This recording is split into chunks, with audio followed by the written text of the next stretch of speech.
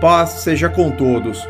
Hoje nós vamos falar sobre a passagem da mulher adúltera encontrada no capítulo 8 do Evangelho de João.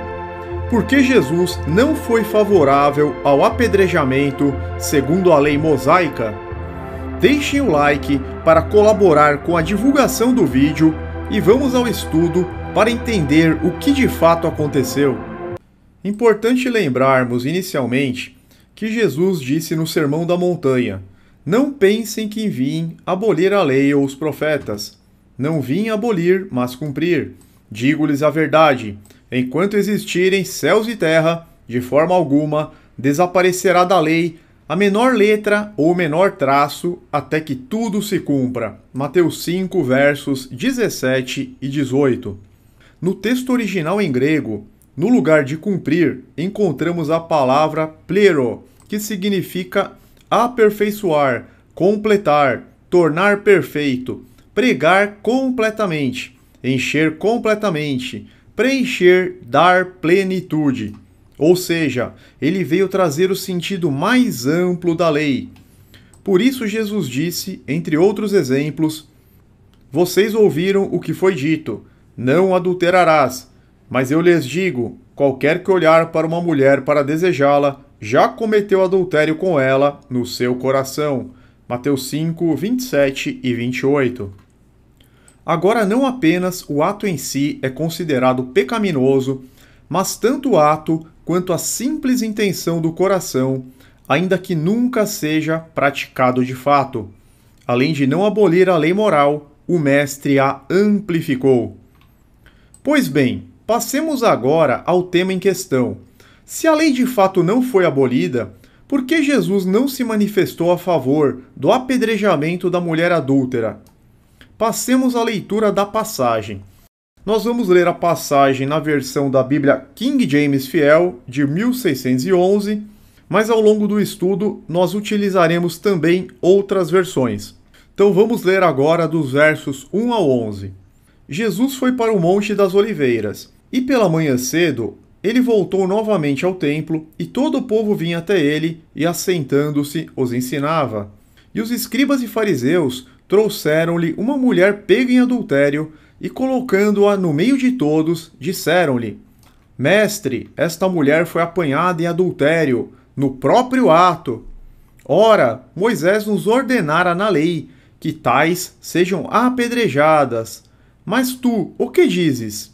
Isso eles diziam, tentando-o, para poderem ter do que o acusar.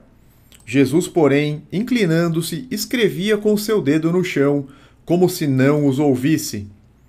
Então, quando eles continuaram a perguntar-lhe, e ele, levantando-se, disse-lhes: aquele que dentre vós está sem pecado, seja o primeiro que lhe atire uma pedra. E tornando a inclinar-se, escrevia no chão. E eles, ouvindo isto, sendo condenados por sua própria consciência, saíram um a um, começando no mais velho até o último. E Jesus foi deixado sozinho, e a mulher em pé no meio. Tendo Jesus se levantado, e não vendo ninguém senão a mulher, ele disse-lhe: mulher, onde estão aqueles teus acusadores? Nenhum homem te condenou? E ela disse: nenhum homem, Senhor. E disse-lhe Jesus: nem eu te condeno, vai-te e não peques mais. João 8, do 1 ao 11. Alguns estudiosos acreditam que este texto não fazia parte do texto original do Evangelho de João. Argumentam que, apesar de estar presente em grande número de manuscritos gregos, ele estaria faltando em vários manuscritos mais antigos, inclusive nos poucos manuscritos gregos existentes hoje, que datam antes do século V. No entanto, outras atestações convincentes justificam a sua legítima inclusão.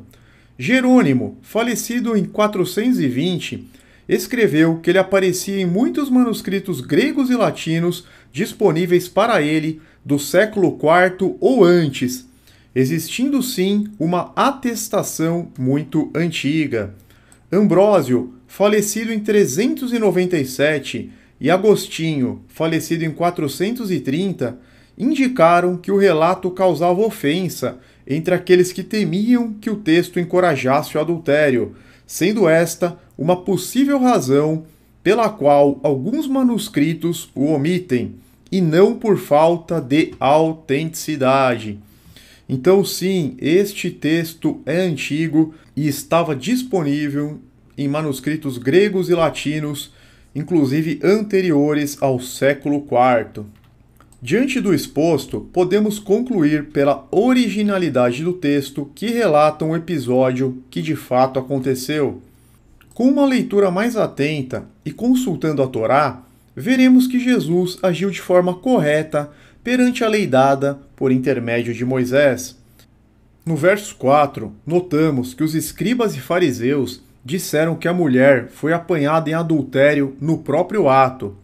Esta informação é de alta relevância, pois nos permite perceber que eles haviam preparado uma cilada para Jesus. Isto porque a lei claramente ordenava a morte tanto do adúltero homem quanto da adúltera mulher, e não apenas de um deles. Então vamos ler Levítico 20:10. Se um homem cometer adultério com a mulher de outro homem, com a mulher do seu próximo, tanto o adúltero quanto a adúltera terão que ser executados. Vejam só, Levítico capítulo 20, verso 10, está falando: tanto o adúltero quanto a adúltera terão que ser executados. O mesmo nós encontramos em Deuteronômio 22:22. Se um homem for surpreendido deitado com a mulher de outro, os dois terão que morrer, o homem e a mulher com quem se deitou. Eliminem o mal do meio de Israel. Então aqui em Deuteronômio 22:22 está escrito: os dois terão que morrer, o homem e a mulher com quem se deitou. Embora a mulher tenha sido flagrada no ato, obviamente com o homem, ou seja, ambos foram flagrados, os fariseus hipócritas não trouxeram o homem para que fosse executado. Simplesmente o deixaram ir livremente, sem qualquer acusação. Com isso, os escribas e fariseus, além de se mostrarem cínicos e calculistas, estavam pleiteando a execução de apenas uma das partes infratora, o que não encontra amparo na lei mosaica, como acabamos de ler acima. Ao trazerem tão somente a mulher, os próprios líderes religiosos estavam transgredindo a lei, tanto que no verso 5 dizem: e na lei nos mandou Moisés que tais mulheres sejam apedrejadas. Tu, pois, o que dizes? Então, versão Almeida Revista Atualizada. Aquela pergunta não passava de uma armadilha. Moisés não mandou que apenas a mulher fosse apedrejada em tal situação, mas que ambos o fossem. O início do verso 6 nos revela que isso eles diziam tentando para poderem ter do que o acusar. A articulação fica ainda mais evidente na versão da Bíblia NVI. Vejam como está o verso 6 na Bíblia NVI. Eles estavam usando essa pergunta como armadilha, a fim de terem uma base para acusá-lo. Então eles estavam usando esta pergunta como uma armadilha. Na parte final do verso 6, vemos que Jesus se inclinou e começou a escrever na terra com o dedo. A Bíblia não revela o que foi escrito, mas isso nos remete a um dizer profético de Jeremias.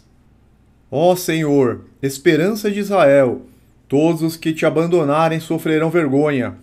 Aqueles que se desviarem de ti terão seus nomes escritos no pó, pois abandonaram o Senhor, a fonte de água viva. Jeremias 17:13. Então vejam bem, terão seus nomes escritos no pó da terra.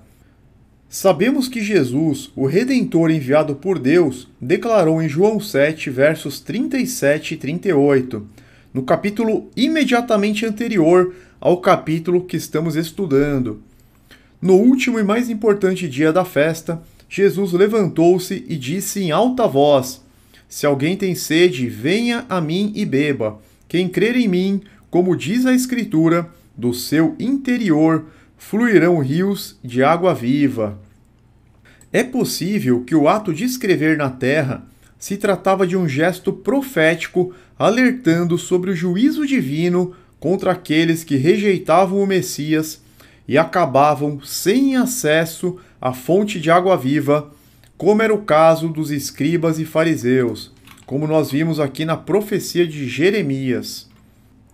Além disso, existem outras questões envolvidas que também devem ser consideradas.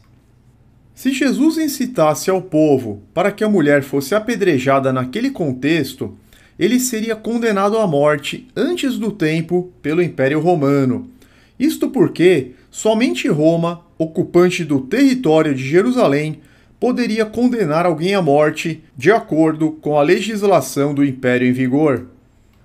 Devemos observar que parte dos 613 mandamentos da Torá, que na verdade não são todos mandamentos, mas também leis, estatutos, ordenanças, juízos e testemunhos, são referentes ao estado teocrático de Israel nos primórdios, na época do Êxodo no deserto, quando os judeus ainda não estavam debaixo de uma complexa legislação civil, militar, processual e criminal de um império pagão dominante.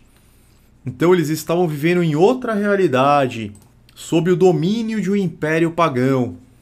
No princípio, Israel era governado pelo próprio Deus, teocracia, por meio dos profetas e juízes, sem a existência de um Estado com legislação própria, organização e estruturação judiciária, executiva e legislativa. Justamente por isso existiam os mestres e doutores da lei, cuja principal função era interpretar e adaptar a Torá às atuais circunstâncias, de modo que fossem guardados e preservados os princípios da lei. Vemos, portanto, que Jesus agiu com muita prudência, sabedoria e inteligência, pois ele não falou contra a lei de Moisés, e sim agiu contra a hipocrisia e a injustiça dos fariseus, que pretendiam condenar tão somente a mulher e livrar injustamente o homem. Isso sim seria uma afronta à santidade da lei, à justiça da lei, ao equilíbrio, à equidade da lei, que mandava condenar a ambos. Por isso, ele apenas disse: aquele que dentre vós está sem pecado, seja o primeiro que lhe atire uma pedra. Ouvindo isso, as pessoas acusadas pela própria consciência foram se retirando, um por um, até que não restasse mais ninguém. Ao mesmo tempo, Cristo também não afrontou a lei de César, pois não estimulou a aplicação de uma pena capital em território dominado pelos romanos, sujeitando-se assim às autoridades governamentais da época. Nós temos que lembrar que mesmo quando os judeus queriam matar o próprio Jesus, eles tiveram que levá-lo para Pôncio Pilatos, ou seja, para a autoridade romana, porque eles próprios não tinham poder para aplicar a pena de morte. Vale citar Romanos capítulo 13, versos 1 e 2. Todos devem sujeitar-se às autoridades governamentais, pois não há autoridade que não venha de Deus. As autoridades que existem foram por ele estabelecidas. Portanto, aquele que se rebela contra a autoridade está se colocando contra o que Deus instituiu, e aqueles que assim procedem trazem condenação sobre si mesmos. Romanos 13, 1 e 2. Cristo, em momento algum, foi tolerante com o pecado. Pelo contrário, inclusive vemos em Mateus 15, 19 e 19, 9, ele condenando o adultério. No episódio em questão, o mestre expôs os pecados daqueles que queriam condenar a adúltera, os quais foram embora acusados pela própria consciência. E também disse à mulher adúltera: vai-te e não peques mais. Ela foi perdoada mediante o arrependimento eficaz, mas também foi admoestada para não mais incorrer em tais práticas com os dizeres: não peques mais. Ele chamou-a ao arrependimento deste e de todos os seus pecados. Na carta aos Hebreus está contido um sério alerta para os que vivem na nova aliança. Hebreus 10, versos 28 a 31. Quem rejeitava a lei de Moisés morria sem misericórdia pelo depoimento de 2 ou 3 testemunhas. Quão mais severo castigo, julgam vocês, merece aquele que pisou aos pés o Filho de Deus, que profanou o sangue da aliança, pelo qual ele foi santificado, e insultou o Espírito da graça? Pois conhecemos aquele que disse: a mim pertence a vingança, eu retribuirei. E outra vez, o Senhor julgará o seu povo. Terrível coisa é cair nas mãos do Deus vivo. Então, o salário do pecado continua sendo a morte. Aquele pecador que não se arrepende cairá nas mãos do Deus vivo, ao qual pertence a vingança. Por fim, vemos nos evangelhos que Jesus evitava adentrar em questões civis e jurídicas, como podemos exemplificar em uma passagem de Lucas 12. Lucas 12, versos 13 e 14. Alguém da multidão lhe disse: Mestre, dize a meu irmão que divida a herança comigo. Respondeu Jesus: Homem, quem me designou juiz ou árbitro entre vocês? Isto porque, em sua primeira vinda, o Messias visava a salvação da humanidade e não o julgamento e condenação. Conforme João 3,17, pois Deus enviou o seu Filho ao mundo, não para condenar o mundo, mas para que este fosse salvo por meio dele. Em Lucas 9:55b, pois o Filho do Homem não veio para destruir a vida dos homens, mas para salvá-los. Somos provavelmente a última geração antes da volta de Cristo e não podemos negligenciar tão grande salvação. Arrependamo-nos para que possamos viver. Ezequiel 18:32. Pois não me agrada a morte de ninguém. Palavra do soberano Senhor. Arrependam-se e vivam. Temos que andar em santidade, nos esforçando para imitar o Mestre. Temos que nos esforçar para ser dignos dele, para estarmos debaixo da graça. Na sua volta, Cristo exercerá o juízo de Deus com poder e grande glória, colhendo o joio e lançando-o no lago de fogo e enxofre para destruição eterna. Tomemos, portanto, o caminho da vida com Cristo Jesus, nosso Salvador, abandonando os nossos pecados e vivendo em novidade de vida como nova criatura renascida do Espírito de Deus. Por hoje é só, agradeço a todos que assistiram até o final. Fiquem na paz e na proteção do Criador dos céus e da terra, em nome de nosso Mestre Rei Salvador, o Senhor Jesus Cristo. Amém.